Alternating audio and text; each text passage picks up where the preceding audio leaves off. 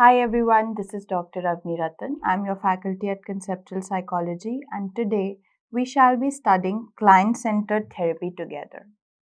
So, I welcome you all to the session where we are diving into one of the most revolutionary approaches in psychotherapy, which is client centered therapy, and it is also known as person centered therapy. So, let me start with a question that have you ever been to a therapist who spent the entire session telling you what to do, analyzing your dreams, or fitting you into diagnostic boxes? Frustrating, right?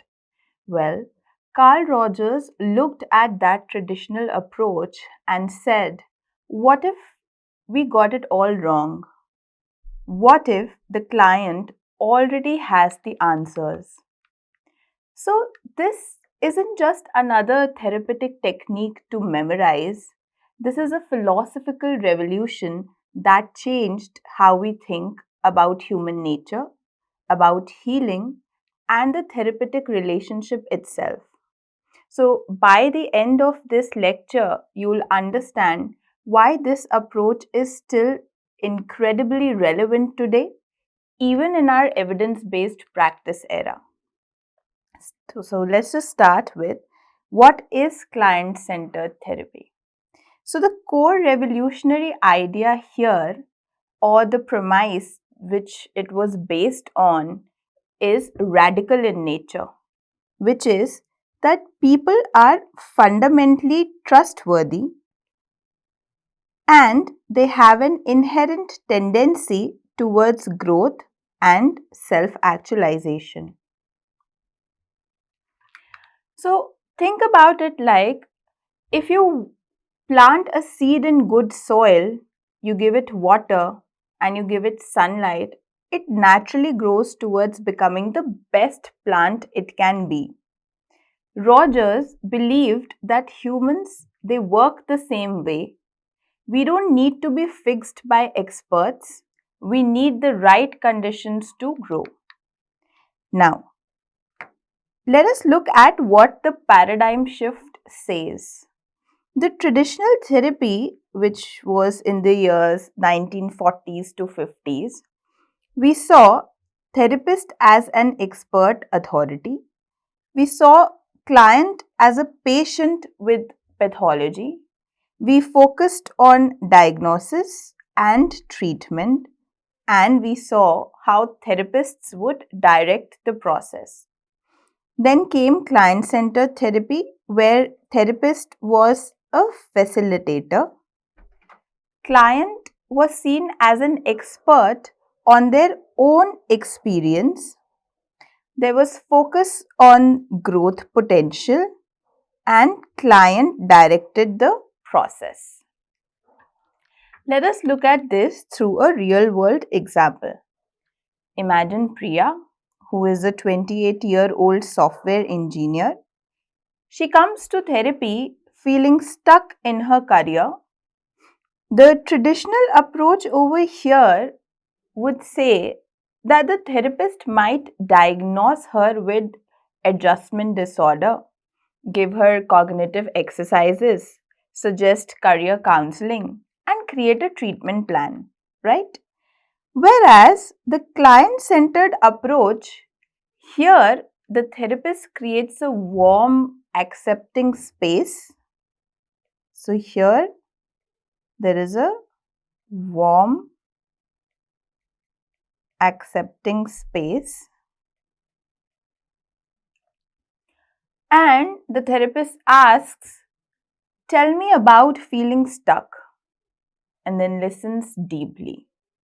So Priya starts talking about her father's expectations, her own hidden passion for teaching, her fear of disappointing others. And through this accepting environment, she discovers her own answers. Now, here you need to notice one thing, that the therapist didn't solve Priya's problem. The therapist didn't solve Priya's problem.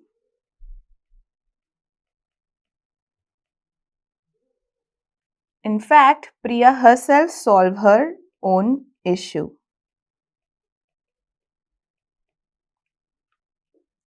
So the therapist just created the conditions for that discovery. So the therapist created the conditions for that discovery. Now, let us look at the historical context and the background. Carl Rogers was the man behind this revolution. He didn't start out as a rebel. He was trained in traditional psychoanalysis and directive therapy. But through his clinical work, he began noticing something fascinating, that clients seemed to improve the most when he stopped trying to be the expert and started really listening. Right? Now, there were certain key historical moments. The first was the Ohio State years in 1940s, where Rogers was teaching at the Ohio State University when he began developing his ideas. He noticed when he stopped interpreting clients' unconscious motivations, when he stopped giving the advice, he started genuinely trying to understand their worlds, the clients made best progress. Now, during the Chicago years, in the 1945 till 1957, this is when client-centered therapy really took shape. Rogers established the counseling center at the University of Chicago and did something unprecedented, which was that he recorded the therapy sessions and studied them scientifically, which was huge. Before Rogers, therapy was this mysterious thing that happened behind closed doors. No one really knew what made it work. And Rogers was the person who said, let's find out. Now, the radical move in 1957, Rogers published a paper that literally shook the field.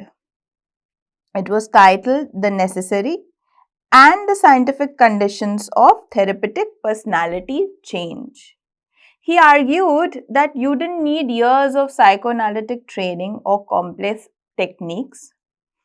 You just needed 6 conditions, and 3 of them were therapist attitudes, which were empathy, unconditional positive regards, and congruence. So, here, can you imagine how the psychoanalytic establishment would have reacted to it? It was like saying that you don't need medical school to heal people, you just need genuine human connection. Now, when we look at the cultural context, why did this approach emerge in the 1940s or 50s in America? The first reason was the post-war optimism. So after the World War II, there was a cultural shift towards humanism, towards democracy and individual potential. This was also a reaction to authoritarianism. Having just fought the totalitarian regimes, Americans were suspicious of authoritarian approaches, including the therapy. Psychology was growing. It was establishing itself as a scientific discipline. It was separate from medicine and psychoanalysis. And then there was the growth movement. This era saw the beginning of the human potential movement with Maslow's hierarchy of needs and humanistic psychology. Rogers was both a product of, this time and even a shaper of it. Imagine how incredible that is, right? Now, let us discuss the philosophical foundations. The view of the human nature. This is where Rogers really diverges from other approaches We will break it down one by one. The very first is the actualization tendency. So, Rogers believed there is one fundamental motivation in all living organisms, which is the tendency to actualize, to maintain, and to enhance oneself. Right? So, you need to think of it like this, that there is a tree which is growing in challenging conditions. It will bend towards the light, it will develop deeper roots, and it will find ways to survive. It's not that someone taught the tree to do this, it's inherent in being alive, right? So the tree is inherent in being alive. It was not taught to do these things, right? So Rajesh, who is a 35-year-old accountant, comes to therapy after a panic attack. Through the therapeutic process, he realizes he's been living his father's dream, not his own. His panic attacks, they were his actualizing tendency trying to tell him something was wrong. His organism knew before his conscious mind even did, right? So, this is the example through which we can see the actualizing tendency. Now, the second is the organismic valuing process. Infants know what they need. They cry when they are hungry. They seek comfort when they are scared. They explore when they are curious. So, Rogers called this the organismic valuing process, which is an innate ability to know what's good for us. But here's the problem. As we grow up, we learn to distrust the inner compass, right? So, little Aarti loves dancing. She feels alive, joyful, free. But her parents say dancing isn't respectable. You should study engineering. So, over time, Aarti learns to ignore her organismic valuing process. She should become an engineer even though her whole being says no. This is Aarti dismissing her inner compass. Now, the third point is conditions of worth. So, this is Rogers' version of why we develop psychological problems. We learn to value ourselves only when we meet certain conditions, right? So, here, unconditional love would be I love you because you exist. Conditional love becomes I love you when you get good grades, behave properly, and make me proud. So, children, they internalize these conditions. They develop a self concept which is based on others' evaluations rather than their own experience, right?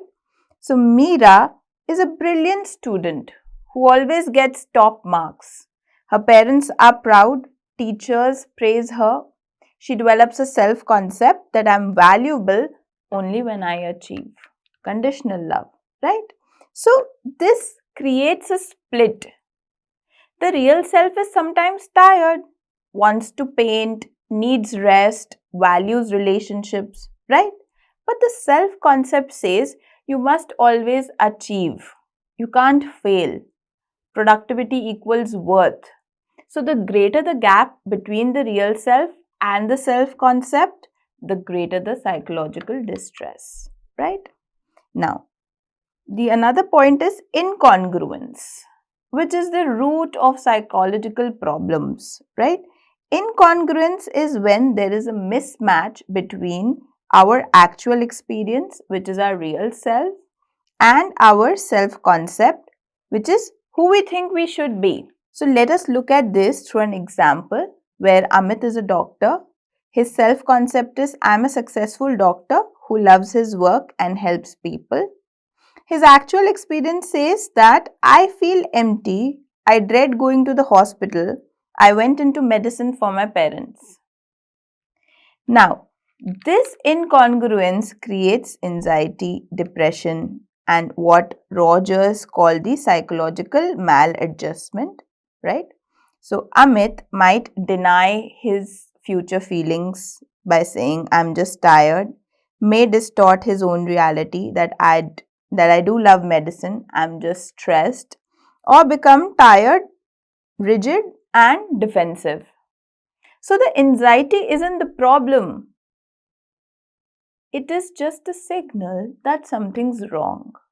Alright, so the goal here is congruence. Congruence means alignment between the experience, between awareness and communication. A congruent person feels that their feelings are honest, they are feeling their feelings honestly, acknowledges them consciously, and express them authentically when they are appropriate, right? This doesn't mean acting on every impulse. It means that a person is aware and they're honest about their experience.